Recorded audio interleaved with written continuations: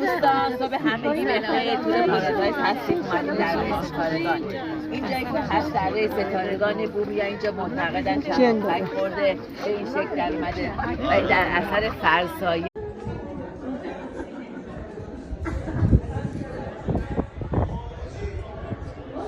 اینجا اسمش چاکوه تو منطقه قشم، یه جای خیلی جالب.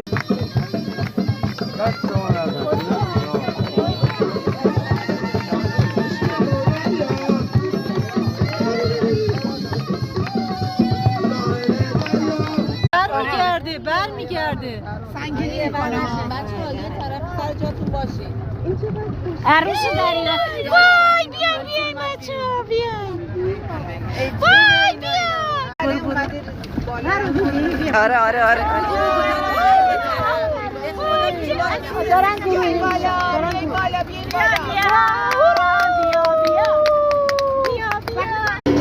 جنگل‌های حرا آخر بهمن 1403.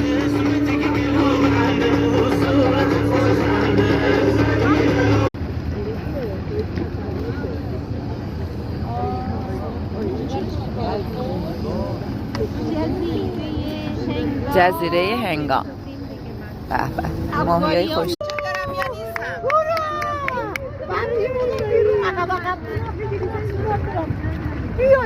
بیاین جلوی با ما دارم میام بچه ها همه بشینین.